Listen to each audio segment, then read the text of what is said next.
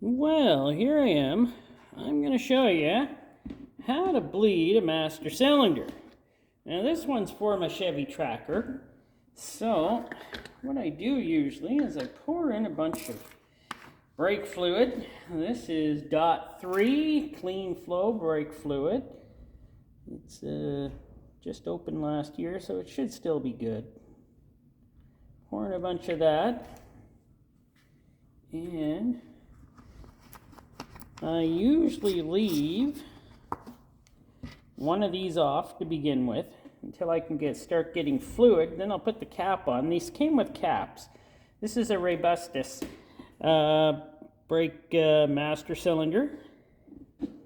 So let's see here.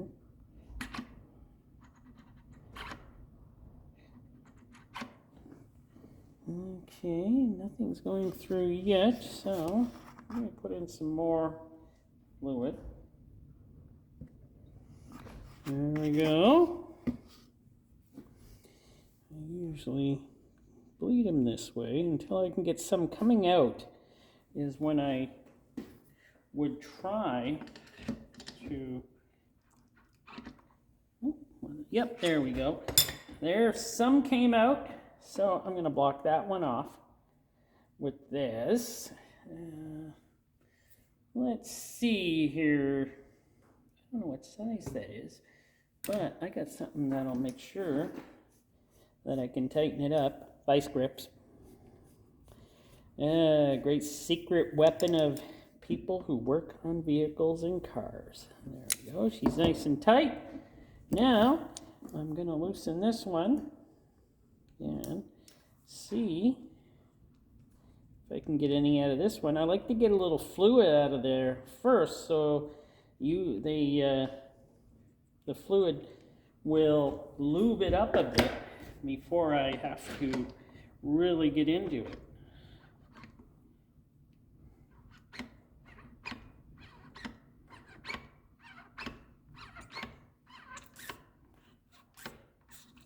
There we go, I got fluid out of that one. That's good. Not very hard to bleed these before you put them on the car. This one just so happens came with these little plugs, so that helps a lot. So if you know what I'm doing here, let me grab my camera here and I'll show you. I am pumping on this shaft here, and oh, she's tight now, but she's supposed to be. So I'm pumping on that shaft. I'm gonna need both hands for this, so let me put her back down there. My big screwdriver, give her a couple of hearty pumps. See if I got any fluid coming out of these.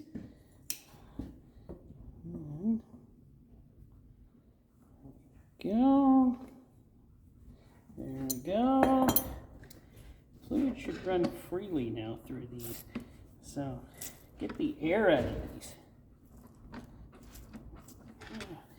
I think I pretty well got them. Doesn't take much to pump these up, by the way, so it's not a very hard job.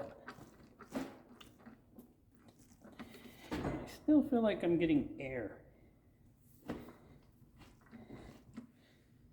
little bit of air. A lot of times though, I just pump these up on the vehicle. And that usually does it for that. Well, on this one, I decided to bench bleed it and get her pumped up on the bench before I was going to install it on the Chevy Tracker. So, she's nice and solid now, so that's good. Put the cap back on.